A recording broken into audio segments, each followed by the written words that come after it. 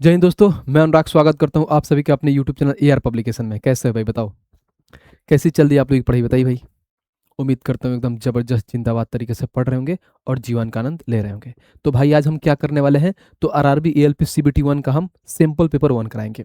हमने बोला था कि आरआरबी एएलपी का आपको 5 सैंपल पेपर कराऊंगा, जिसमें ये पहला हमारा सैंपल पेपर 1 आज है। ठीक है, ऐसे ऐसे करके हम और 4 करेंगे, यानी 5 करके आपको कंप्लीट करा दूंगा मैं सैंपल पेपर। उधर हमारा रेलवे फाउंडेशन बैच चल रहा है, जिधर से आप पूरा बेसिक से एक एक टॉपिक वाइज चीज़ों को पढ़ रहे हो, और इधर से हमारा प्रैक्टिस भी होते जा रहा है। जैसे मैंने ये भी बोला था कि आरआरबी सेक्शन कंट्रोलर का 5 कराऊंगा, तो मैंने देखो 5 सैंपल पेपर करा दिया है और चैनल पे अपलोड है। ये देखिए मेरा चैनल, सबसे पहले आपको खोल के मैं दिखा दूं चैनल अपना कि हमारा चैनल है कौन। अगर आप नए नए हैं, पहली बार देख रहे हो कि अनुराग भैया हैं कौन, उनके बारे में बताएं, जाने हैं कौन, तो देखिए एआर पब्लिकेशन पे आइएगा तो ये हमारी चैनल है एआर पब्लिकेशन का। आप लोगों की कृपा से 1,16,000 की हमारी फैमिली हो गई है। इसको ज़्यादा से ज़्यादा सब्सक्राइब करिए, शेयर करिए, ताकि ये बहुत जल्दी 2 लाख तक पहुँचे। ठीक है। जैसे यहाँ पे वीडियो के सेक्शन में आइएगा ना, चाहे यहाँ पर आ जाइए, आप वहाँ पे सबसे बढ़िया प्लेलिस्ट के सेक्शन में आइए। जब प्लेलिस्ट के सेक्शन में आइएगा तो देखिए यहाँ पर आइएगा ना, तो आरआरबी सेक्शन कंट्रोलर के लिए और ऑलरेडी सारी चीज़ें मैंने करा रखा है। अब क्या क्या करा रखा हूँ देखो, यहाँ पे आओ। जब नीचे आओगे तो यहाँ पे सबसे पहले डीआई कराया हूँ मैं, कंप्लीट डीआई पढ़ाया था 1 शॉट में आरआरबी सेक्शन कंट्रोलर के लिए। ठीक है, रेलवे फाउंडेशन में डीआई तो कराऊंगा ही कराऊंगा, सिर्फ ये सेक्शन कंट्रोलर के मैंने एक वीडियो में डीआई कंप्लीट कराया था, क्योंकि डीआई का वेटेज ज़्यादा होता है सेक्शन कंट्रोलर में, इसलिए मैंने डीआई कराया था। फिर देखो सैंपल पेपर 1, 2, 3, 4, 5 और यहाँ पे टॉप 100 की क्वेश्चन हमने दे दिया है। यानी सैंपल पेपर ऑलरेडी 5 वो करा दिया हूँ। जो भाई ने आपका वादा किया था वो पूरा कर दिया है सेक्शन कंट्रोलर में। और ऐसे ही मैंने बोला था कि आरआरबी एएलपी के लिए भी कराऊंगा, तो उसके लिए पहला मॉक टेस्ट, यानी ये बोल सकते हो सैंपल पेपर आपके सामने लेके हाजिर हो गया हूँ। ठीक है भाई, तो ज़्यादा से ज़्यादा इस क्या करो, इस चैनल को सब्सक्राइब करो, इस वीडियो को हर जगह पर शेयर करो। जो बच्चे भाई साहब अगर मैथ्स पूरा बेसिक से हाई लेवल तक पढ़ना चाह रहे हैं, टॉपिक वाइज पढ़ना चाह रहे हैं, उसके लिए मैं देखिए यहाँ पर रेलवे फाउंडेशन बैच करा रहा हूँ। रेलवे फाउंडेशन बैच, इसको क्लिक करिएगा। ऑलरेडी देखिए तो इसमें कितने हमारे क्लासेज हो गए हैं, 27 क्लासेस चली गई है रेलवे फाउंडेशन बैच में। जब यहाँ पर आइएगा तो एक एक मतलब क्लासेस का हर एक चीज़ यहाँ पर पूरा टाइप वाइज एकदम पूरा बेसिक से हर एक चीज़ को मैंने पढ़ा रखा है। आप यहाँ पर देखिए, यहाँ हमारा पहला अनाउंसमेंट की वीडियो थी, फिर इसको से परसेंटेज, फिर प्रॉफिट लॉस, फिर डिस्काउंट, फिर नंबर सिस्टम, फिर हमारा एलसीएम एचसीएफ, फिर एवरेज, एवरेज के बाद से टाइम स्पीड डिस्टेंस, उसके बाद से ट्रेन, फिर लीनियर सर्कुलर रेस, और उसके बाद से नावन धारा। यानी इतने टॉपिक कंप्लीट हो गए हैं। अब इसमें जल्द ही मैं मेंसुरेशन कराने वाला हूँ, यानी कंप्लीट मेंसुरेशन कराऊंगा, एकदम बेसिक से लेके हाई लेवल तक, 2D और 3D सब कुछ पढ़ाऊंगा। तो भाई आप लोगों के लिए इतना कुछ फ्री में हर एक चीज़ कर रहा है, आप लोग भी अपने तरफ से मेहनत करिए और इस चीज़ों को क्या करें, हर जगह पर शेयर करिए, चैनल को सब्सक्राइब करिए, इस वीडियो को हर जगह पर सर्कुलेट कराइए। बताइए कि कोई एक भाई है जो फ्री में हर एक चीज़ आपको दे रहा है, वो भी बेस्ट क्वालिटी के साथ। ठीक है भाई, आ जाओ यहाँ पर शुरू करते हैं भाई हमारा, और यहाँ से शुरू करते हैं क्या। जैसे मैंने एक और चीज़ बताना आपको भूल गया, ऐसे ही जैसे आपको करना है ना, यहाँ पे हमारी जो मैम है ना, वो भी रेलवे फाउंडेशन बैच में कंप्लीट पढ़ा रही है आपका। देखिए रेलवे फाउंडेशन के लिए फिजिक्स कंप्लीट करा दी है, फिर केमिस्ट्री भी पढ़ा रही है। देखिए इधर इनका रेलवे फाउंडेशन बैच का जिधर आइएगा नीचे, तो यहाँ पर दिखेगा मैम का कहाँ गया, देखो हमारी मैम किधर गई, ये है देखिए, ये क्या है, यहाँ पे केमिस्ट्री कंप्लीट कर दी है, फिजिक्स भी कर दी है, बाकी चीज़ें इनके पास से क्या है, यानी बायोलॉजी हर एक चीज़ ये पढ़ा रही है रेलवे फाउंडेशन बैच में हमारी नंदिनी मैम। तो उनकी भी वीडियो देख के आप जीएस में बढ़िया से पढ़ सकते हो, यानी जनरल साइंस भी आपका सही हो जाएगा और जीके जीएस भी वो करा ही रहेंगे। आओ भाई शुरू करते हैं अपना, और चीज़ों को करते हैं और एकदम फास्ट वे में करेंगे, ज़्यादा बेसिक में नहीं जाएंगे, कैसे एग्जाम में क्वेश्चन को अटेम्प्ट किया जाता है उस हिसाब से हम सोल्यूशन को करेंगे। आ जाओ भाई, पहला क्वेश्चन देखते हैं। ये रही बेसिक इन्फॉर्मेशन जो मैं पहली क्लास में बता दिया हूँ। नेक्स्ट क्लास में सीधे हमारा क्वेश्चन से स्टार्ट होगा। पढ़ते हैं। कह रहा 5400 को पी क्यू और आर के बीच में इस प्रकार बांटा गया कि पी का 6 गुना बराबर है क्यू के 3 गुना बराबर है आर के 8 गुना में, तो आर का हिस्सा बताए।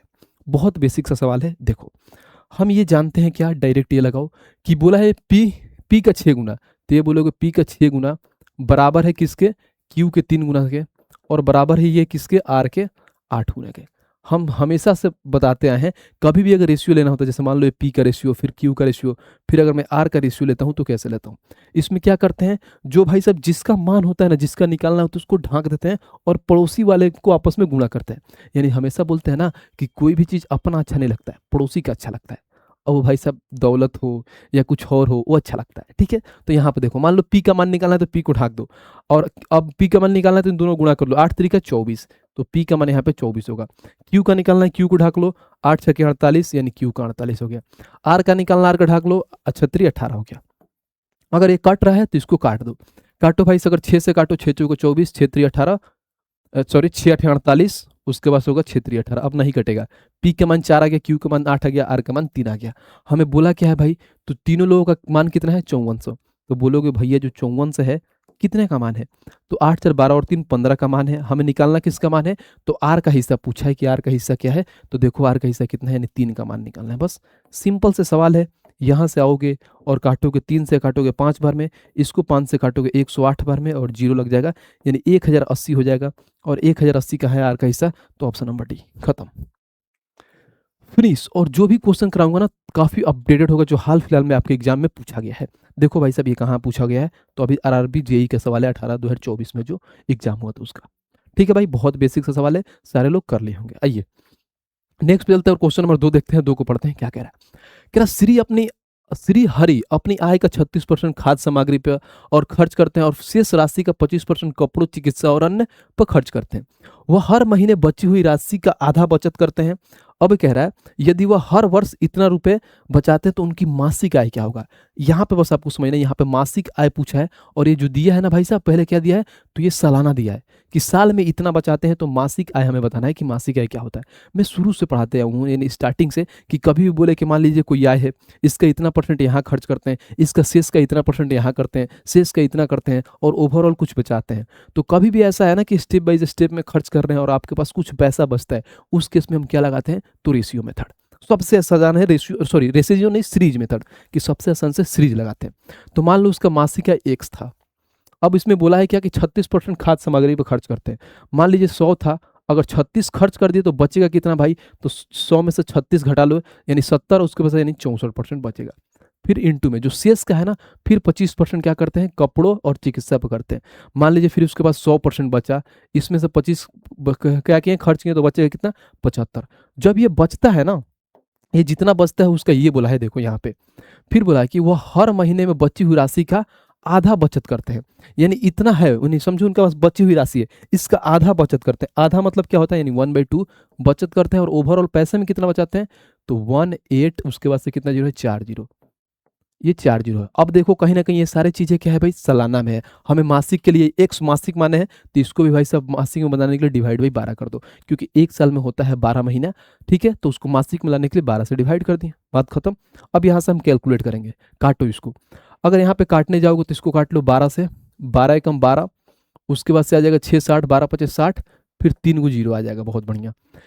फिर काटो, और किससे कट सकता है, अगर इसको मैं 25 से काटूं तो 25 3 75, इसको काटो 25 6 के 150, उसके बाद से यहाँ पर डबल जीरो आ जाएंगे, डबल जीरो, बहुत बढ़िया। फिर उसके बाद से काट लो, इसको 3 से काट लो 200 बार में, हो गया, ये कट गया। अगर यहाँ पर अगर मान लो इसको काटते हो 4 से 16 बार में, 4 से काट लो 25 बार में, 4 से काट लो यहाँ पे 4 बार में, 4 से काट लो 25 बार में, फिर इसको और कहीं ना कहीं 2 से काट लो भाई साहब 2 बार में, और इसको काट लो 100 बार में। अब गुणा कर लो, 25 × 25 कितना होता है, 625। ठीक है भाई, 625, उसके बाद से कहीं ना कहीं देखो ये 625, इधर 100 है तो इधर आगे गुणा हो जाएगा डबल जीरो, तो x का मान हो जाएगा 625 डबल जीरो। और 625 डबल जीरो कहाँ है भाई साहब, तो ऑप्शन नंबर डी, बात खत्म। ये सवाल था, यानी जो उसकी मासिक आय है कितना है भाई साहब, तो ये है भाई साहब 62,500, और 62,500 हमसे निकाल लिया। और देखो कहाँ का पूछा हुआ है, आरआरबी एलपी टीयर 1 का ही सवाल है कि नहीं, जो आपके हाल फिलहाल में इसके पहले जो एग्जाम हुआ था पिछले साल, उसी का एग्जाम है। तो यही सब सवाल आता है, ऐसा थोड़ी है बस थोड़ा बहुत इसमें क्या करता है, कैलकुलेटिव कर देता है, डाटा चेंज कर देता है, क्योंकि भाई साहब पैटर्न तो वही होता है, पैटर्न थोड़ी ना चेंज होगा। आओ नेक्स्ट चलते हैं भाई, और चलो भाई क्वेश्चन नंबर 3 देखते हैं, और 3 को पढ़ते हैं। 3 हमारा क्या कह रहा है, कह रहा किसी वस्तु के इसके विक्रय मूल्य पर, मूल विक्रय मूल्य के 4/10 पर बेचने पर निर्भय को 17% की हानि होती है। कह रहा यदि वह इसे मूल विक्रय मूल्य के 88% पर बेचता है तो लाभ प्रतिशत ज्ञात करें। बहुत अच्छा सवाल है, लेकिन इसका सॉल्यूशन बहुत आसान होता है, बस थोड़ा बातों को समझना।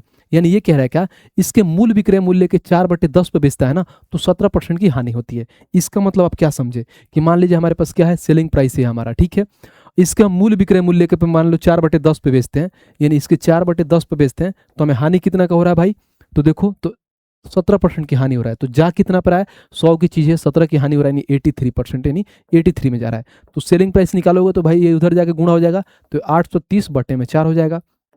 सेलिंग प्राइस निकाल लो, 4 दूना 8, फिर यहाँ पे 30 आ जाएगा, फिर 0, फिर 4 सत्ते 28, फिर यहाँ पे 2, 4 पचे 20, यानी 207.5 आ जाएगा आपका सेलिंग प्राइस। फिर बोला है क्या, आगे पढ़ो।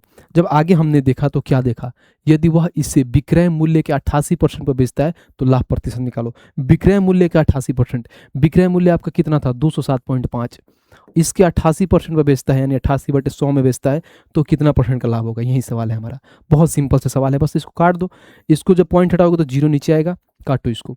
मैंने इसको काटा, किससे काटा, मान लो इसको काट लो 25 से 4 बार में, 25 से काटो 25 से 8 है 200, 7 बचा 25 3 75, ठीक है। इसको 4 से काट लो कितने बार में, 4 दूना 8 यानी 22 बार में। अब 22 का पहला पढ़ दो, 22 ત્યાં कितना होता है 66, हाथ में 6, 22 का 8 गुना, 8 दूना 16, हाथ में 1, 8 दूना 16 और 1 17, 176, 176 में 6 ऐड कर दोगे तो 182, यानी 182 बट्टे में 10 है तो एक अंक के बाद से पॉइंट लग जाएगा, यानी 182.6 आ गया हमारे पास सेलिंग प्राइस। यानी पहले सेलिंग प्राइस इतना था, इसको इतना सेलिंग प्राइस पे बेचते हैं तो इतना परसेंट आता है। तो पूछा क्या है, तो लाभ बताओ, तो लाभ कैसे निकालते हैं भाई, तो सीपी में क्या प्रॉफिट ऐड कर दो तो सेलिंग प्राइस होता है। ऐसे ही बोल सकते हो कि सेलिंग प्राइस में से सीपी घटा लेंगे तो भाई साहब हमारा प्रॉफिट आएगा। तो भाई साहब सेलिंग प्राइस 182.6 है, इसमें से 100 घटा लेंगे तो प्रॉफिट हमारे पास आ जाएगा 82.6 और यही आंसर हो जाएगा 82.6, ऑप्शन नंबर बी, खत्म। ये सवाल था। और जानते हो ये सवाल एकदम भर भर के पूछा है, यानी कभी भी 100 से ज़्यादा हो तो प्रॉफिट हो रहा है और 100 से कम है तो लॉस हो रहा है। 100 से जितना ज़्यादा होगा उतना प्रॉफिट, 100 से जितना कम उतना लॉस होगा। और जानते हो आरपीएफ एसआई 2024 पूछा है, हर एक शिफ्ट में पूछता था ये सवाल, हर एक शिफ्ट में, इतना ये ट्रेंडिंग सवाल था। तो ये आने वाले आपके एग्जाम है ना उसमें भी ये पूछ सकता है, समझ रहे हो? ऐसे सवाल बना के जरूर जाना। बहुत बच्चे इसमें कंफ्यूज होते हैं लेकिन आपको होना नहीं है, बहुत सिंपल सा ये सवाल था। ठीक है भाई, आइए नेक्स्ट पे चलते हैं और क्वेश्चन नंबर भाई साहब 4 देखते हैं कि 4 हमारा क्या कह रहा है। कह रहा कि 39,250 मूल्य की एक वस्तु को 1% और 10% के 2 क्रमिक छूट देने के बाद इतना में बेचा जाता है, तो बोला है एक्स का मान बताओ। बचपन से पढ़ाते आ रहे हैं आपके पास कि मान लीजिए हमारे पास इतना मूल्य है, इस पे 2% का छूट दिया जाता है। मान लो हमारे पास जो मार्क प्राइस है कितना है 39,250 है। बनाने के कितने तरीका होता है, बट सीरीज से जाएंगे। ठीक है, पहला छूट क्या है, x% का है, तो बोलोगे 100 की चीज है, x का छूट जा रहा है, यानी 100 माइनस x में जाएगा। ठीक है, और दूसरा कितना है 10% का छूट है। 10% का फ्रैक्शन वैल्यू क्या होता है 1/10, यानी कोई चीज 10 से 1 की छूट है 9 में जाएगा। ओवरऑल कितना में जा रहा है, तो 32,499 हो जाएगा। ये आ गया हमारे पास। अब काटो, यहां से देखो कैसे काटेंगे, आराम से देखो काटने का तरीका। अगर देखोगे तो 9 से कट जाएगा। ठीक है, 9 से काटो, 9 से इसको काटोगे तो ये कटेगा कितना बार में, काटो तो 9 3 27, फिर यहाँ पे आ जाएगा कितना 9 3 27 के बाद से आ गया 3 2 5, 9 5 45, 9 6 54, 9 1 9, 9 1 9, ये आ गया हमारे पास। अब देखो यहाँ से क्या करोगे, 1 0 1 0 खा जाएगा। ठीक है, अगर इसको भी काटना चाहो तो काट सकते हो। 25 से काटो, 25 से कम 25, यहाँ पे आ जाएगा कितना 14 142, 25 25 125, हाथ में आ गया कितना 142, 15 और 2 17 175, 25 7 175, 25 चौका 100। अब कुछ नहीं करना, इस 4 को लेकर उधर गुणा कर लो, तो यहाँ पे हमारे पास आ जाएगा कितना 157 इंटू में हो जाएगा 100 माइनस में x बराबर में हो जाएगा क्या 36 11 इंटू में 4। ठीक है, अब देखो 157 की इधर लेते आओ तो ये बोलोगे 100 माइनस में x बराबर में हो जाएगा 36 11 इंटू में 4 और बट्टे में कितना हो जाएगा 157। ठीक है भाई, ये हो गया हमारे पास। उसके बाद से देखो इसको हम कट करेंगे, जब कट करोगे तो कैसे कटेगा देखो। अगर मैं 19 के पहाड़ा में कट जाएगा, देखो 6 3 9, इसको काटो, 19 के पहाड़ा में 157 आता है, बिल्कुल नहीं आता है। किससे ये कट सकता है 157, अगर देखो तो 6 3 9 ये भी हो गया। अगर यहाँ पे हम डीएस लगा सकते हैं क्या, डीएस भी नहीं लगा सकते हैं, इसको काटना पड़ेगा, कोई ना कोई ऑप्शन है नहीं। 157 को काट डिवाइड करके देखते हैं। अगर मान लो इसको डिवाइड करेंगे तो कैसे करेंगे देखो, अगर मान लो इसको काटते हैं किससे काटेंगे, यानी कहीं ना कहीं अगर डिवाइड कर लेते हैं। ठीक है, अगर मान लो यहाँ पे 36 30, 157 का दुगुना, मान लो यहाँ पे 157 का दुगुना 7 दूना 14, हाथ में 1 15 दूना 30 और 31 314, ऊपर हो जाए कितना 361। यहाँ पे देखो तो ये होगा हमारे पास कितना 11 में से 7 गया 4, फिर यहाँ पे 5 में से 1 गया 4। ठीक है, यहाँ पर बच गया, अब यहाँ पे 1 बच गया, कहीं ना कहीं आ गया हमारे पास 471। अब इसके 3 गुना करता हूँ तो 7 3 21 के हाथ में 2, 15 3 45 और 2 47, यानी कहीं ना कहीं देखो तो भाई साहब 23 बार में पूर्ण रूप से काट देगा इसको। तो 23 रूप से पूर्ण रूप से ये काट देगा तो क्या होगा देखो, एक लाइन और लिखो, हमारा आंसर आ जाएगा। हमने ये लिखा कि 100 माइनस में x बराबर में 23 का 4 गुना कितना होता है 96 होता है। तो भाई साहब देखो 96 में क्या करना है, कुछ नहीं करना है, ये तो 96 इधर लेते आओ, तो 100 माइनस में 96 बराबर में x, तो x का जो मान आएगा भाई साहब 4 आएगा, और x का मान 4 कहाँ है, तो भाई साहब 4, x का मान 4 है, तो x का मान ज्ञात करें।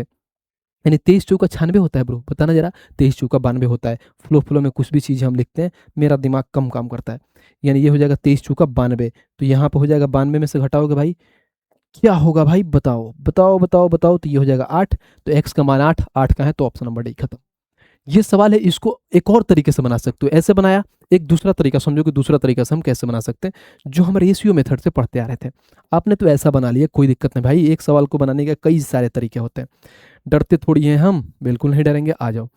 वो और इजी है। अगर हमको मालूम है, क्या मालूम है कि दो छूट है, पहला छूट कितना का है तो 10% का फ्रैक्शन वैल्यू, ये हो गया हमारे पास मार्क प्राइस, ये हमारे पास सेलिंग प्राइस। 1/10, कोई चीज़ 10 की है, एक की छूट यानी 9 पे जा रही है। हमें दूसरा छूट नहीं मालूम है, उसके लिए हमने यहाँ पे बॉक्स बना देता हूँ, ये दूसरा छूट है। हमें ये मालूम है भाई साहब कि ओवरऑल कितना में खरीदा था, 39,250 में खरीदा था, और बेच कितना में रहा है भाई, तो 32,499 में बेच रहा है। बहुत बढ़िया, ये सारी चीज़ें हैं। अगर जो काट रहा है उसको काट लो, नहीं काट रहा है तो बनाओ। हम ये सबसे बढ़िया पढ़े हैं, क्या पढ़े हैं, देखो कोई कट रहा है इसमें से, 5 2 7 3 10, ये नहीं कटेगा। अगर ये देखो तो ये भी 9 से नहीं कटेगा, ये भी 10 से नहीं कटेगा। तो हम इसको क्या करते हैं, तिरछा तिरछी गुणा कर लेते हैं। अगर मान लो हमें क्या करना है, अगर इसका मान निकालना होता है तो हम इसको गुणा कर लेते हैं, इसका मान निकालना होता है तो इसको करते हैं। यही तो होता है तिरछा तिरछी गुणा। यानी ये बोलोगे जो ये हमें मान निकालना होता है तो इसमें हम ये लिखेंगे भाई कि 29,250 इंटू में 9, फिर बराबर में अगर इसका मान निकालना हो फिर करोगे 32,499 इंटू में 10, हो गया। अब हम कर देंगे, यहीं का हमारा मान हो गया, क्योंकि भाई साहब इस 9 को यहाँ पे ले लो, इस 10 को यहाँ पे ले लो और बराबर करो, और यहाँ पे काटो, हमारा दूसरा छूट निकल के आ जाएगा।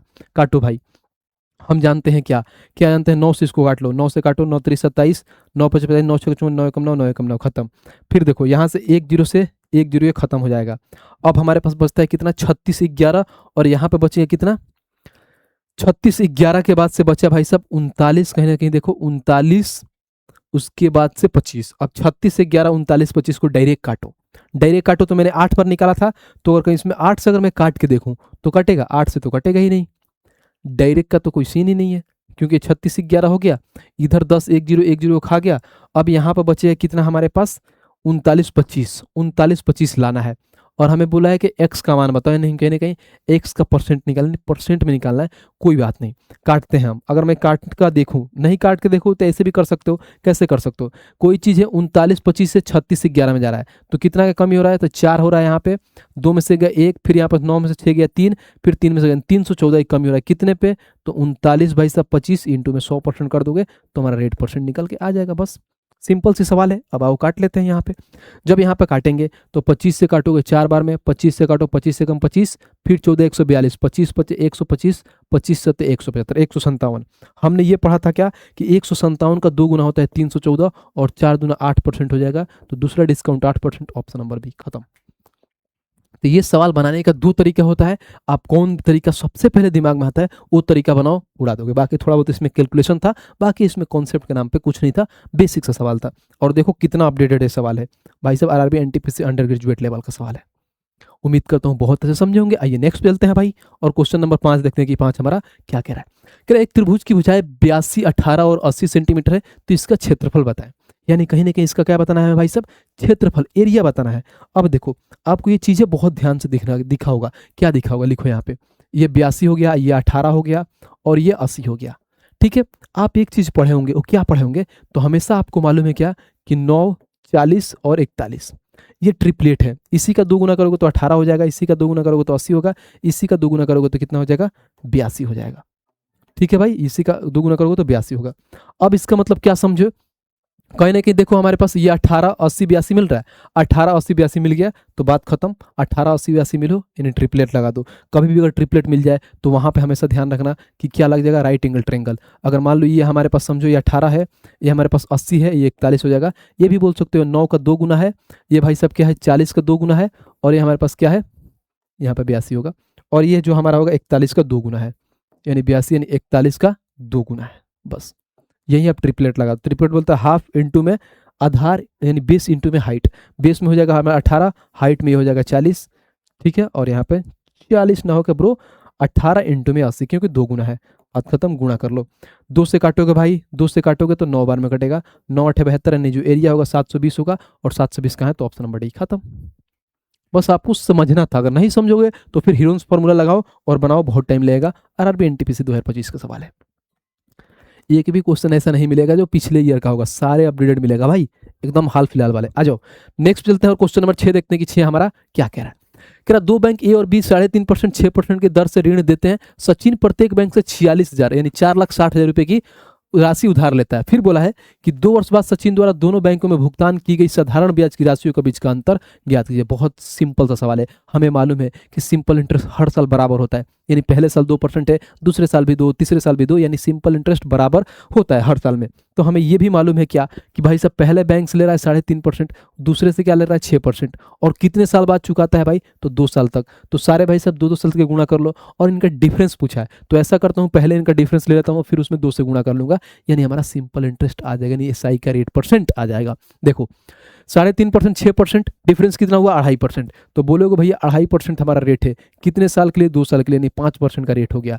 अब हमें बोला है कि 46 यानी 4,60,000 रुपये 5% के हिसाब से कितना राशि वो चुकाएगा, यानी बैंक में देगा। भाई साहब देखो अगर यहाँ पर देंगे तो 1 2 3 4 है, ठीक है, और यहाँ पे 4 हो गए, और यहाँ पे 5% निकाल लो, हो गया बात खत्म। 5% यानी परसेंट 00, 2 0 से 2 0 खत्म, 0 0 6 5 30 की रात में 3, 5 चुका 20 और 3 23, यानी 23,000 होगा, और 23,000 का है तो ऑप्शन नंबर सी खत्म। देखो ये भी ALP Tier 1 का सवाल है आपका, आप ही का तो प्रीवियस ईयर का पूछा हुआ सवाल है, बताना जरा। कोई सवाल में दम हो तो बताइए। बिल्कुल नहीं है, बहुत बेसिक सा सवाल है। चीजें समझ में आ रही है तो वीडियो को लाइक करते हुए चलना है और चैनल को सब्सक्राइब करते हुए आ जाओ। क्वेश्चन नंबर 7 देखते हैं और 7 को पढ़ते हैं क्या कह रहा है। कह रहा 2 वर्ष पूर्व किसी शहर की जनसंख्या कितना है, 1,10,000 थी। पहले वर्ष में जनसंख्या 10% की वृद्धि, दूसरे वर्ष में 10% की कमी हुई, तो वर्तमान में जनसंख्या बताए। बताओ ये भी कोई सवाल है भाई, ALP में बहुत ईजी सवाल पूछा है, इतना हार्ड एंड टफ नहीं पूछता। अर्थमेटिक का पोर्शन होता है और नॉर्मल सी सवाल होता है कि सारे लोग बना पाएंगे, बस जिनका स्पीड तेज है बहुत बढ़िया बना लेंगे। हमें बोला है कि 2 साल पहले का दे दिया है, 2 साल पहले कितना दिया है, 1,10,000, ये 1 लाख हो गया और 10,000 हो गया, 1 2 3, ठीक है, इंटू में पहले 10% की वृद्धि, यानी कोई चीज 10 से 1 की वृद्धि यानी 11 हो गई, 10 कैसे, तो 1/10 यानी 10% का फ्रैक्शन वैल्यू, फिर 10% की कमी, 10 की चीज है, 1 की कमी यानी 9 में हो गई। बस अब हमें वर्तमान की जनसंख्या निकालो, काटो इसको। मैंने देखा कि 2 0 से 2 0 की खत्म हो जाएगी। ऐसे भी देख सकते हो, जो संख्या हमारा 9 का मल्टीपल होगा वही आंसर होगा, क्योंकि यहाँ पे 9 दिख रहा है। 9 का मल्टीपल देख लो, संख्याओं का योग 9 होना चाहिए, 9 से कटेगा। यहाँ पे देखो 8 1 9 5 है, नहीं कटेगा। 8 8 16 1 17 नहीं कटेगा। देखो यहाँ पे 8 1 9 और 6 नहीं कटेगा, एक ही ऑप्शन नंबर डी खत्म। सिंपल सा सवाल है बट फिर भी निकाल सकते हो, कोई दिक्कत नहीं है। 9 से गुणा करोगे तो कितना हो जाएगा, 0, फिर 11 9 99, इंटू में 11 से गुणा कर लो, 0 फिर 9 9 18 में 1, 9 और 1 कितना हो गया 10, यानी 10 हमारे पास कितना हो गया 10 900 होगा, कहीं ना कहीं यहाँ पे 2 0 था, यहाँ पे भी 1 0 था, यहाँ पे 0 था, और ये हमारा आंसर हो गया 10 8 900। बात खत्म, सिंपल सवाल था, सिंपलिस हो गया। और देखो ये भी कहाँ पूछा हुआ है, RPF कांस्टेबल का सवाल है। मजा आ रहा है बनाने में, बिल्कुल मजा आ रहा होगा। आइए नेक्स्ट चलते हैं भाई, और क्वेश्चन नंबर 8 देखते हैं कि 8 हमारा क्या कह रहा है। कह रहा मनमोहन और उसकी पत्नी मनप्रीत की वर्तमान आयु का अनुपात कितना है भाई, 7 और 6 है। 6 साल बाद उनकी आयु का अनुपात 8 और 7 हो जाएगा। अगर शादी के समय उनकी आयु का अनुपात 4 और 3 था तो अब से कितने साल पहले उनकी शादी हुई थी। बहुत लल्लू सा सवाल है, आओ रेशियो से उड़ा देंगे इसको। हमें मालूम है क्या कि वर्तमान में उनकी आयु क्या है भाई, देखना वर्तमान में यानी प्रेजेंट की जब मैं बात करूं तो प्रेजेंट में उनकी 7 और 6 की रेशियो है। फिर बोला कि 6 साल बाद, जब 6 साल बाद मैंने देखा तो उनकी आयु क्या हो गई थी, तो 8:7 हो गई।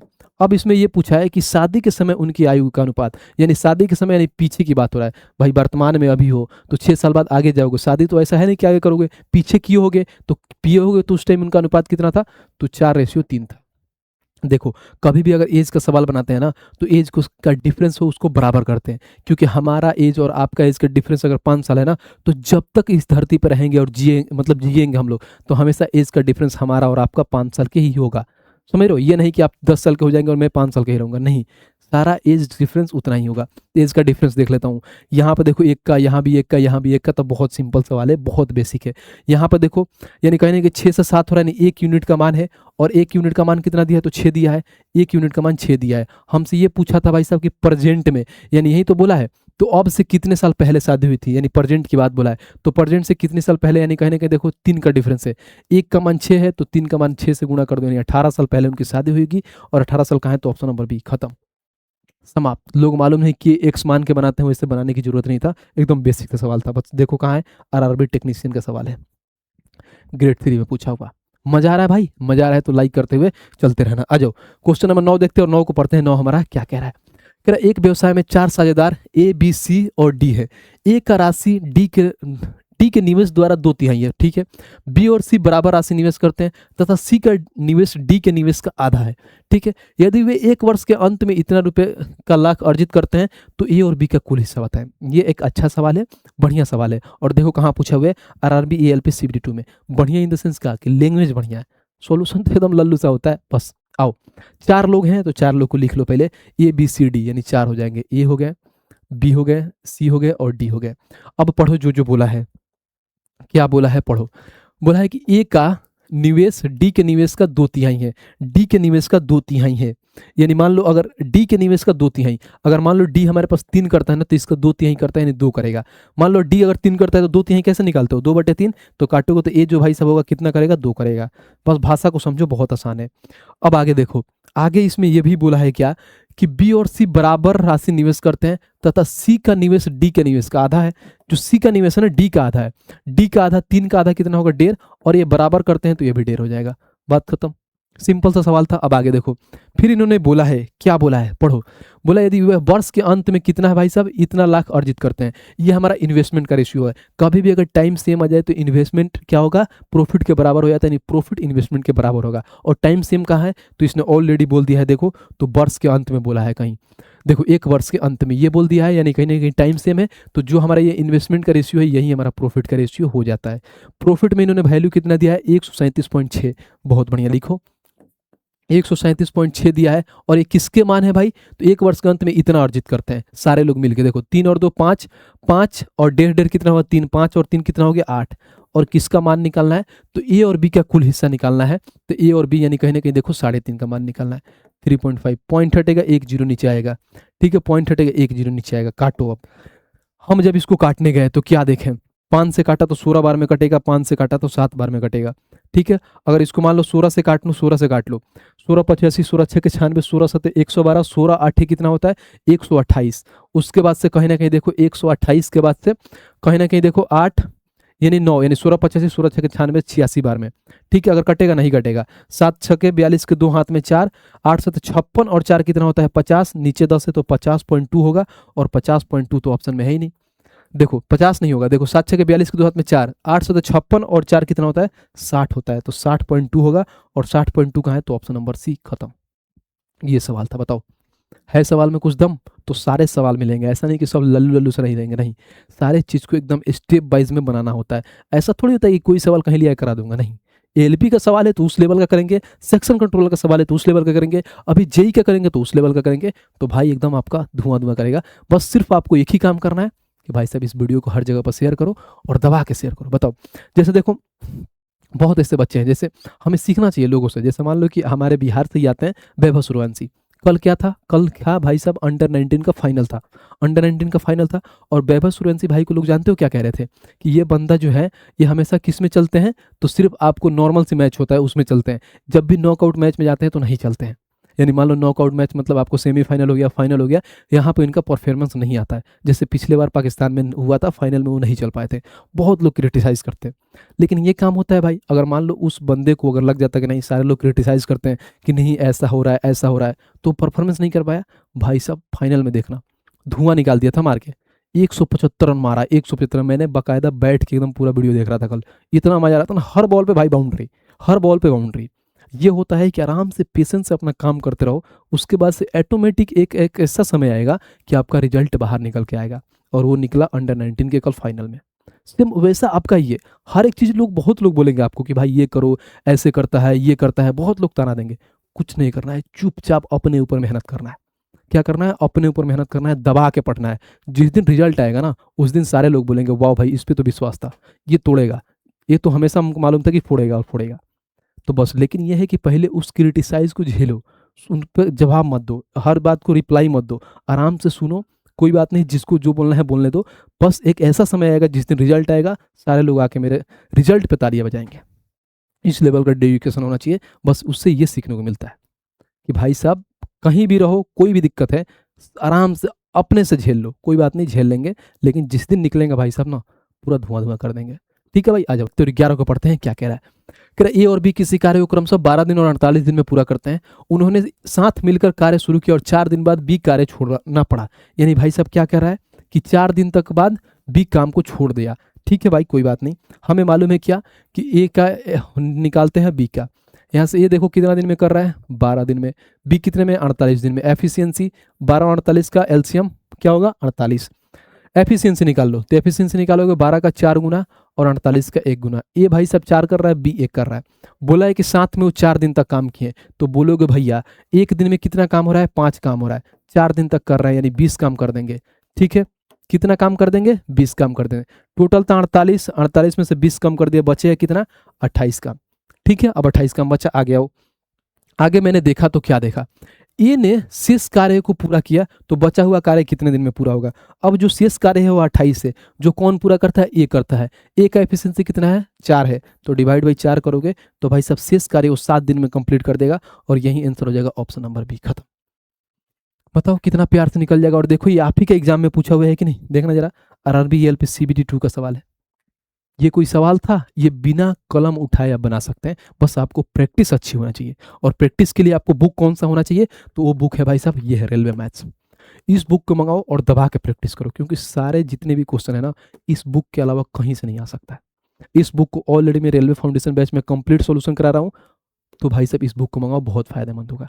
ये बुक आपको पास कहाँ पे मिलेगी, तो भाई साहब फ्लिपकार्ट और अमेजन पे मिल जाएगी। मात्र 300 रुपये में विद डिलीवरी आपके घर पे पहुंच जाएगा।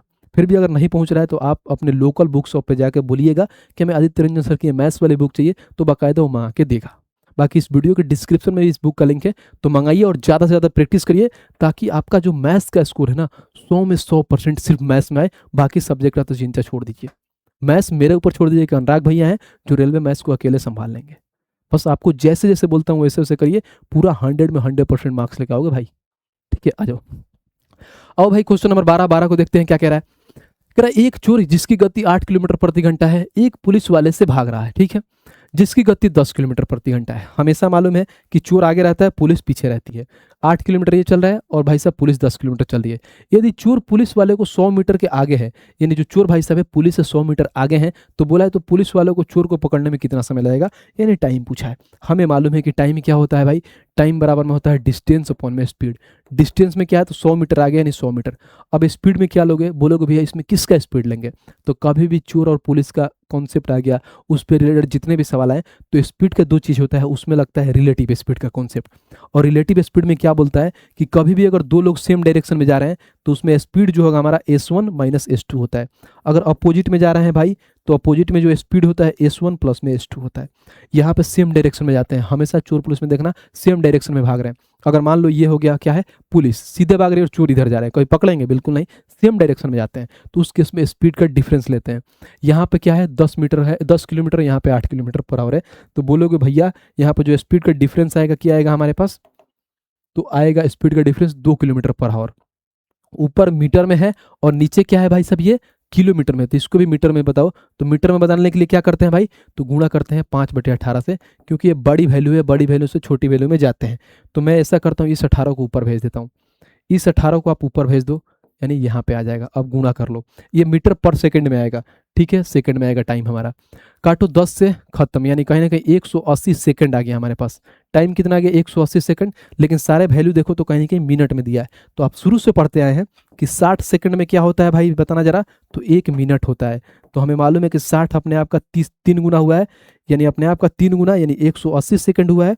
तो कहीं ना कहीं मिनट भी अपने आप का 3 गुना होगा, यानी 3 मिनट हो जाएगा। और 3 मिनट कहाँ है भाई, जितना ऑप्शन नंबर 1, खत्म। तो इतना हमें करने की जरूरत है बिल्कुल नहीं, ये तो समझाने के लिए है कि हमें ऐसा करना है। हमें तो ये भी मालूम है कि एक क्या होता है भाई, 60 सेकंड में 1 मिनट, तो 180 सेकंड की बात बोला है, यानी 3 मिनट की बात बोला है। और 3 मिनट कहाँ है, ऑप्शन नंबर ए। और देखो पूछा कहाँ है, ALP Tier 1 का सवाल है।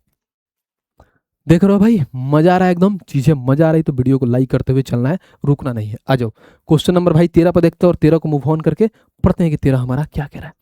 कह रहा है यदि 3 अंकीय संख्या देखो 3 अंकीय संख्या ऐसी है कि इसकी इकाई अंक, दहाई अंक और सैकड़ा अंक 1, 2 और 3 के अनुपात में है, तो इस संख्या और इसकी विपरीत अंकों वाली संख्या का योग 1332 संख्या है, बताएं।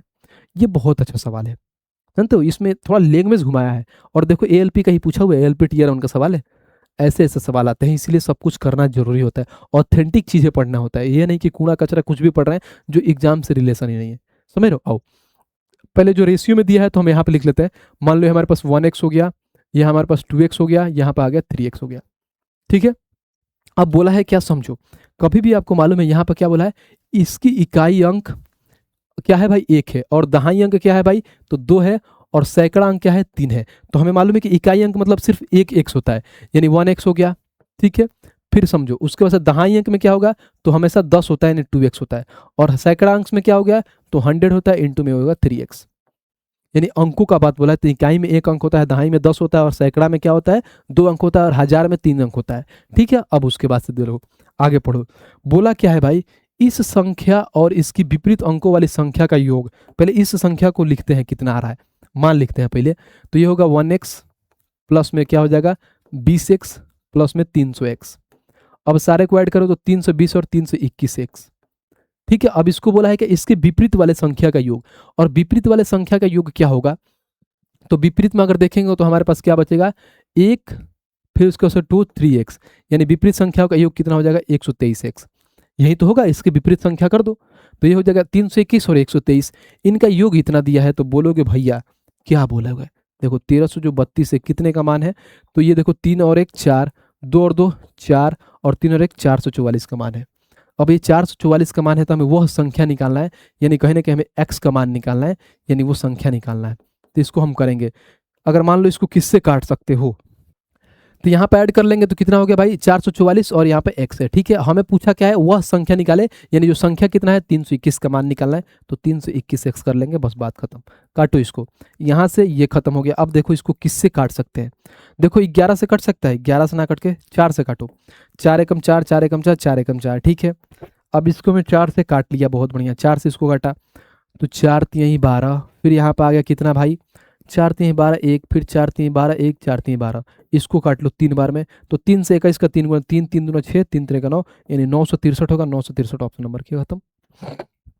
बताओ है कि नहीं, सवाल एकदम बढ़िया सवाल था। लोग तो इसमें कंफ्यूज हो जाएंगे, अलग अलग तरीके से बनाएंगे, लेकिन ऐसे बनाना होता है। यहाँ पर रेशियो में दिया था इसलिए मैंने x मान लिया था, ताकि बहुत आसान था। बाकी ऐसे ही बना सकते हो कि 10 यहाँ पे 1 हो गया, फिर 10 दूना 20x, फिर यहाँ पे क्या होगा 100 में 3 करोगे तो 301, तो 3 से 21 हो गया। 3 से 21 को अपोजिट कर दो, 1 से 21 हो गया, दोनों का योग का मान दे दिया था, और हमें 321 का मान पूछा है, हम प्यार से निकाल लिए। ठीक है भाई, आओ नेक्स्ट चलते हैं और क्वेश्चन नंबर 14 देखते हैं कि 14 हमारा क्या कह रहा है। ये हमें वैल्यू दिया है भाई साहब, इसको हमें सिंप्लीफाई करना है। बहुत बढ़िया, कहीं ना कहीं देखोगे क्या किया है, यहाँ पर क्या है 25x² minus 400, 25x² minus 40xy plus में 16y²। तो देखो यहाँ पे ये देखो, ये कहीं ना कहीं ये 5x का स्क्वायर है, ये कहीं ना कहीं 4y का स्क्वायर है। तो 5 और 4y इनका देखो a² प्लस b², ऐसे भी हो सकता है a² माइनस b², ये भी इसमें फॉर्मूला लग जाएगा, तो माइनस लगेगा क्योंकि यहाँ पे माइनस है। तो बोलोगे कि भैया उसके लिए हम सिर्फ लिख सकते हैं 5x माइनस में 4y, 5x माइनस में 4y, इसका क्या है होल स्क्वायर है। ठीक है, अब देखो कहीं ना कहीं में क्या है, इंटू में ये रूट हमारा है ऐसे, तो ऐसे लिख दो 5x प्लस में 4y। बहुत बढ़िया, बट्टे में आओ। अब देखो यहाँ पर जब देखोगे ना बट्टे में, तो हमें मालूम है क्या, ये है क्या हमारे पास 25x² माइनस में 16y²। अब यहाँ पे देखो माइनस में क्या है 5x माइनस में क्या है 4y। देखो अब नीचे वाला देखते हैं, यहाँ पे √25x² माइनस में क्या है 16y²। यहाँ कहीं ना कहीं देखो तो a² माइनस b², तो फॉर्मूला क्या होता है a माइनस बी इंटू में a प्लस बी। तो इसको यहाँ पर लिखोगे क्या कि अंडर रूट में ये हो जाएगा हमारे पास 5x माइनस में क्या हो जाएगा 4y। ठीक है, ये हो गया, फिर इसके बाद से माइनस का हो गया, फिर यहाँ पे 5x और प्लस में 4y। ठीक है, ये हो गया हमारे पास, यानी इसका मान, और इंटू में दे ही दिया है रूट में 5x माइनस में 4y। बस सिंप्लीफाई करना है, बाकी कुछ है नहीं। आओ यहाँ पे मैंने देखा, क्या देखा, तो ये क्या 5x प्लस में 4y, तो 5x प्लस में 4y इसको खा देगा, ऊपर बचेगा क्या हमारे पास, तो देखो 5x माइनस में 4y का होल स्क्वायर, और नीचे में देखोगे तो 5x minus 4y, 5x minus 4y, तो रूट में है, तो यहाँ से क्या होगा भाई साहब, रूट में है तो रूट खत्म हो जाएगा, तो डायरेक्ट हो जाएगा 5x माइनस में 4y। तो हमें मालूम है कि ये 5x माइनस 4y 2 बार है, यहाँ पे 5x माइनस 4y 1 बार है, तो एक तो भाई साहब इसको काट देगा, तो बचेगा सिर्फ हमारे पास 5x माइनस में 4y, और 5x माइनस 4y कहाँ है, तो ऑप्शन नंबर ए खत्म। बताओ सवाल में कुछ दम था, बिल्कुल नहीं था। a² minus b² plus 2ab वाला फॉर्मूला था, यानी a² minus 2ab plus b² बात हुई है, उसी पे बन जाएगा। बाकी नीचे था a² minus b² into a plus b into में a माइनस b। बस सिंपल सा सवाल था, और ALP का सवाल था, देख लो ALP टीयर 2 का सवाल था। ठीक है भाई, आ जाओ नेक्स्ट पे चलते हैं। क्वेश्चन नंबर 15 को देखते हैं कि 15 हमारा क्या कह रहा है। कह रहा है एक घनाभाकार बॉक्स की लंबाई, चौड़ाई और ऊंचाई का योग कितना दिया है, 38 दिया है, और इसके विकर्ण जो दिया है भाई साहब कितना है, 22 सेंटीमीटर है। तो उस घनाभाकार बॉक्स का कुल क्या है, पृष्ठीय क्षेत्रफल। कुल पृष्ठीय क्षेत्रफल क्या होता है आपको मालूम है? तो अभी बताता हूँ। हमें यहाँ पर दिया है कि इसके विकर्ण का लंबाई, तो विकर्ण क्या होता है, under score L square plus में बी स्क्वायर प्लस में एच स्क्वायर और बराबर में कितना है भाई, 22 है। अब देखो यह करते हैं, दोनों बगल स्क्वायर कर देता हूँ, दोनों बगल स्क्वायर करूंगा तो होगा एल स्क्वायर प्लस में बी स्क्वायर प्लस में एच स्क्वायर बराबर में हो जाएगा 484। ठीक है, ये आ गया। जब आगे पढ़ोगे ना तो एक लाइन स्टार्टिंग वाला देखो, यहाँ पे बोला है लंबाई, चौड़ाई और ऊंचाई का योग दिया है 38 सेंटीमीटर। तो ये बोल दोगे यहाँ पे क्या कि लंबाई प्लस में चौड़ाई प्लस में ऊंचाई का योग दिया है 38 सेंटीमीटर। ठीक है, हमें निकालना क्या है, तो भाई साहब घनाभ के कुल पृष्ठीय क्षेत्रफल, जो फॉर्मूला था 2 इंटू में एल बी प्लस में बी एच प्लस में एच एल, ये हमारे पास घनाभ के कुल पृष्ठीय क्षेत्रफल होता है। L into b into h क्या होता है, हमारा घनाभ का आयतन होता है, समझ लेना। अब देखो, अभी मैं इसका करता हूँ, इसका भी होल स्क्वायर करता हूँ। होल स्क्वायर करो तो एल स्क्वायर प्लस में बी स्क्वायर प्लस में एच स्क्वायर, फिर यहाँ पे प्लस में टू कॉमन ले लेता हूँ तो एल बी प्लस में बी एच प्लस में एच एल और बराबर में 38 का स्क्वायर कर दो। 38 का स्क्वायर तो 8 हटाई 64, हाथ में 6, 8 तरीका 24, 24 का 2 गुना करो 48, 48 और 6 कितना होता है भाई, 48 और 6 54, हाथ में कितना 5, 3 तरीका 9 और 5 1444 हो गया। यानी जो स्क्वायर आ गया कितना 1444। अब हमें मालूम है, क्या मालूम है, देखो कहने के देखो तो इसका टोटल हमें मान दिया है कितना 484, तो लिख दो भाई 484 और हमें इसका मान निकालना है तो इसको मैं x मान लेता हूँ, बराबर में हो जाएगा 1444। तो x का मान हो जाएगा 1444 में से 484 घटा दो तो 0, फिर 14 में से 8 गया 6, फिर 3 यानी 13 में से 4 गया तो 9 4 13 यानी 960 होगा। तो x का मान 960, ऑप्शन नंबर सी, खत्म। बस आपको फार्मूला मालूम होना चाहिए, बाकी बहुत सवाल था, मेंसुरेशन 2D का सवाल था। और देखो भाई साहब कहाँ पूछा हुआ है, आरआरबी एलपी का सवाल है। सारे प्रीवियस ईयर भाई साहब एक एक करके धुआं कर देंगे, सबका धागा खोल दिया जाएगा। बस आप वीडियो को लास्ट तक देखिए और इस चैनल को सब्सक्राइब करके रखिए। आ जाओ क्वेश्चन नंबर 16 देखते हैं और 16 को पढ़ते हैं कि क्या कह रहा है। कह रहा भाई साहब ये इतना वैल्यू दिया और इसका क्या निकालना है, माध्यिका निकालना है। माध्यिका क्या बोलता है भाई कि संख्याओं को पहले असेंडिंग ऑर्डर में सजा लो या डिसेंडिंग ऑर्डर में सजा लो और बीच वाली संख्या देख लो क्या होता है, वही माध्यिका होता है, बात खत्म। सजा लो भाई इसको। मैंने सजाने गया तो क्या देखा, सबसे छोटा क्या दिखा, 8 दिखा, उसके बाद से देखो तो 13 दिखा, 14 देखा, 15 दिखा। तो लिखो 8 13 14 फिर 15, ये देख लिया हमने। फिर उसके बाद से 15 के बाद से मैंने 23 देखा, फिर 26 देखा, फिर उसके बाद से 36 देखा, नहीं 35 देखा, उसके बाद से 23 26, फिर आ गया हमारे पास 35, 23 26 35। उसके बाद से हमने क्या देखा, तो उसके बाद से 36, यहाँ पर आ गया 36, फिर उसके बाद से आ गया लास्ट में 50। टोटल कितनी संख्याएं हैं एक बार देख लो, 1 2 3 4 5 6 7 8 9 संख्याएं कितनी है, 1 2 3 4 5 6 7 8 9, बात खत्म। और माध्यिका निकालना है भाई, क्या निकालना है हमें, मीडियन निकालना है। मीडियन क्या बोलता है भाई साहब, बीच वाली संख्या। तो बीच वाली कैसे निकालते हो, एक इधर से काटो, एक इधर से काटो, एक इधर से काटो, एक इधर से काटो, एक भाई साहब इधर से काटो, एक इधर से काटो, एक इधर से, एक इधर से, कहीं ना कहीं देखो बीच में हमारे पास वैल्यू क्या बचा, तो 23 बचा और 23 हमारा माध्यिका हो जाएगा। 23 का है ऑप्शन नंबर बी, खत्म, समाप्त।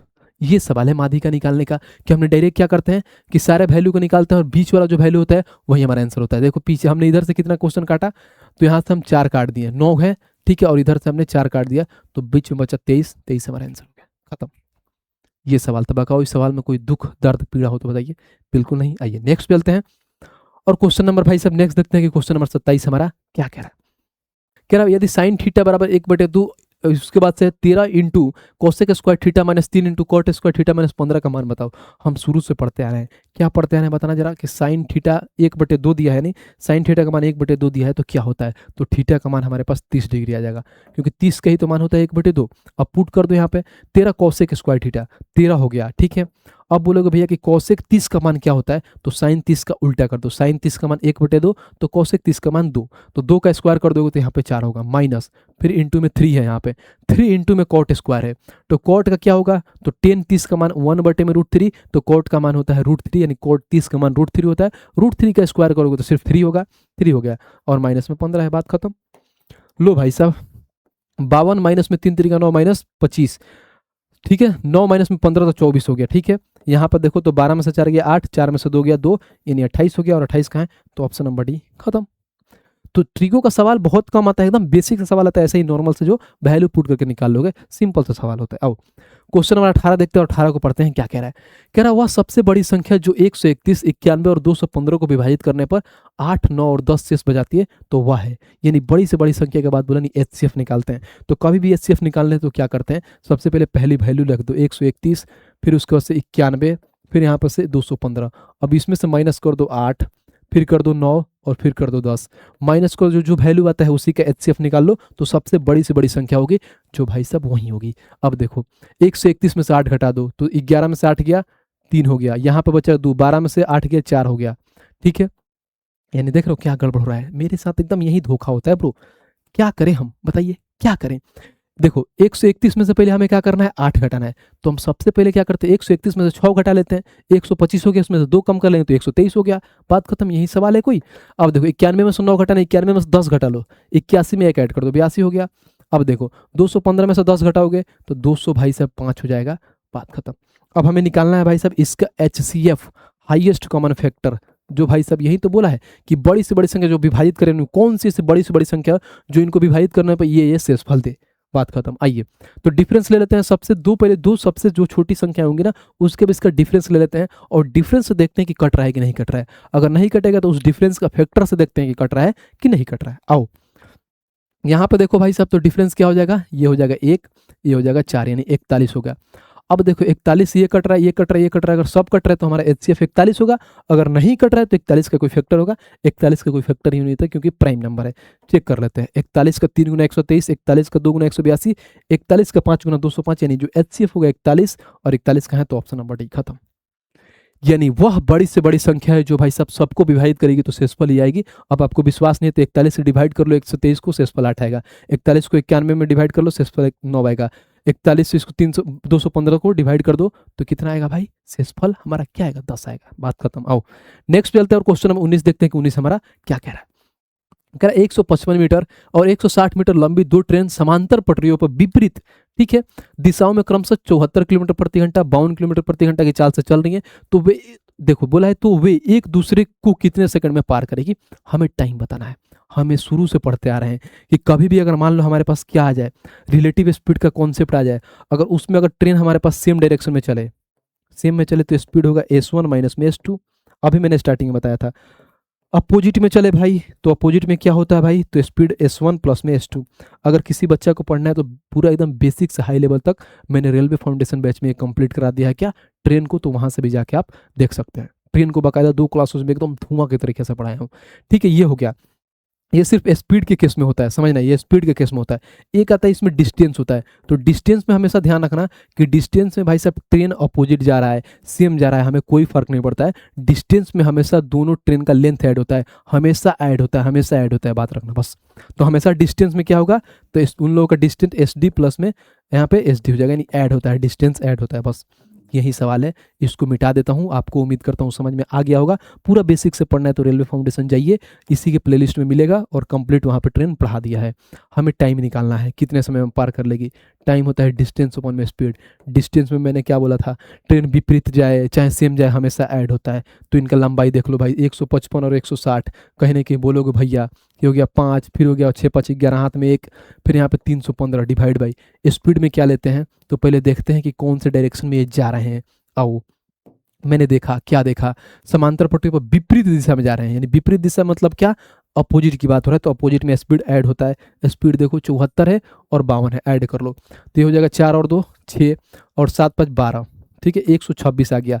ऊपर वाला देखो तो क्या है, मीटर में है, नीचे है किलोमीटर में, और सारे वैल्यू भी सेकंड में दिया है, तो कहीं ना कहीं नीचे किलोमीटर को मीटर पर सेकंड में चेंज करना पड़ेगा। 126 को मीटर पर सेकंड में चेंज करो, यानी कहीं बड़ी वैल्यू है तो छोटी में जाने के लिए 5/18 कर लो। इस 18 को ऊपर भेज दो ताकि कैलकुलेशन आसान होगा। तो मैंने इसको 18 को ऊपर भेज दिया। अब इसको काट कर लो। जब इसको काटोगे तो कैसे काटोगे, देखो कैसे कटेगा, काटो। 18 के पढ़ा पढ़ते हो, 18 के पढ़ा में 126 आता है, बिल्कुल आता है। 18 सतह होता है 126। पढ़े हो कि नहीं बताओ, बिल्कुल पढ़े हो। ठीक है, 7 से काट लो, 7 चौका 28, 7 पचे 35, 5 से काट लो तो 5 9 45, जो हमारा टाइम आएगा 9 सेकंड में भाई सब ये पार कर लेंगी। 9 सेकंड का है तो ऑप्शन नंबर 1 खत्म।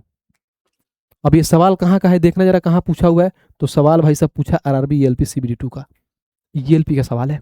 तो ऐसे ऐसे सवाल पढ़ोगे ना तो जो लल्लू लल्लू सवाल आएगा ना ऐसे ही उड़ा दोगे, कुछ होता ही नहीं है। आओ नेक्स्ट क्वेश्चन, ये है आज का हमारा लास्ट क्वेश्चन, यानी कहीं ना कहीं बोल सकते हो 20वां क्वेश्चन ये कंप्लीट हुआ हमारे तरफ से, यानी सिंपल पेपर 1 कंप्लीटेड। पढ़ो, एक धनराशि चक्रवृद्धि ब्याज पर एक निश्चित दर पर 11 वर्षों में भाई साहब अपने आप की 3 गुना हो जाती है, तो कितने वर्षों में अपने आप का 27 गुना हो जाएगी? ये भी कोई सवाल है, बताओ जरा। तो भाई साहब कितने हैं? 11 या 33 हो जाएगा आंसर, ऑप्शन नंबर सी, खत्म। बोलोगे भैया इतना तेज किसे मार दिया? बहुत सिंपल सवाल है, देखो बोला है कि 11 वर्षों में अपने आप का 3 गुना होती है, एक से अपने आप का 3 गुना हो जाता है। कभी भी हम जानते हो रेट क्या होता है, टाइम निकालना होता है ना, और किस में, तो हमेशा ध्यान रखना, अगर सिंपल कंपाउंड में टाइम निकालना होता है तो कुछ नहीं करते हैं, अगर अपने आप का 3 गुना होता है तो देखते हैं कितना पावर है, तो 3 के पावर 1 हो गया। अब यही राशि कितना हो रहा है? 27 गुना होता है, तो आप बोलोगे 1 से आप यहाँ पे क्या हो रहा है? 27 गुना हो रहा है, तो 27 गुना है तो 3, इसको 3 के बेस फॉर्मेट में चेंज करो। तो कैसे चेंज करोगे? तो हमें मालूम है, बचपन से पढ़ते हैं कि जो 3 का क्यूब होता है वो 27 होता है। अब यही तो बोला है जो पावर होता है यही टाइम को दर्शाता है, यानी जो 1 है कितना मान है? 11 का मान दिया है, तो 3 बोला है तो इंटू में 11 कर दो, तो 11 33, और यही हमारा आंसर आके मिल जाएगा, खत्म। बताओ भाई कैसा रहा, कमेंट बॉक्स में बताना भाई साहब कि जो आज का सेट है वो कैसा था, लेवल भी बताना कि सेट का लेवल कैसा रहा। मैंने तो अपने हिसाब से पूरा मॉडरेट लेवल में लेके चला हूँ, बाकी कमेंट करके भी बताना कि आपको सेट देख के कैसा लगा, मजा आया कि नहीं मजा आया। इसका जो भाई साहब क्लास नोट जो पीडीएफ है भाई साहब वो एआर पब्लिकेशन के टेलीग्राम पर डाल दिया जाएगा, तो वहाँ से आप इस क्लास नोट को भी डाउनलोड कर लीजिएगा, तो टेलीग्राम ज्वाइन कर लीजिएगा। बाकी भाई साहब आज सिर्फ तक मतलब जो आज मेरे तरफ से इतना ही रहा, बाकी इस चैनल को आप सब्सक्राइब करिए, बहुत बढ़िया दबा के सब्सक्राइब करिए, हर दोस्तों के पास शेयर करिए, और इस वीडियो को शेयर करिए, बताइए कि जो भैया हैं फ्री में सब कुछ करा रहे हैं, उधर रेलवे फाउंडेशन करा रहे हैं, इधर प्रैक्टिस करा रहे हैं, तो हर एक चीज़ दोनों टाइम टू टाइम चल रही है। और कमेंट करके भी बताना कि भाई क्लास कैसा लगा, थोड़ा बहुत इसका जो रिव्यू है कैसा लगेगा, और क्या बेटर कर सकते हैं वो भी बताना, वो चीज़ें नेक्स्ट क्लास से मैं इसमें एड ऑन करके लाऊंगा। बाकी लाइक तो करना ही करना, ठीक है भाई। तो आज के लिए इतना ही था, मिलते हैं नेक्स्ट वीडियो में, तब तक के लिए जय हिंद भाई।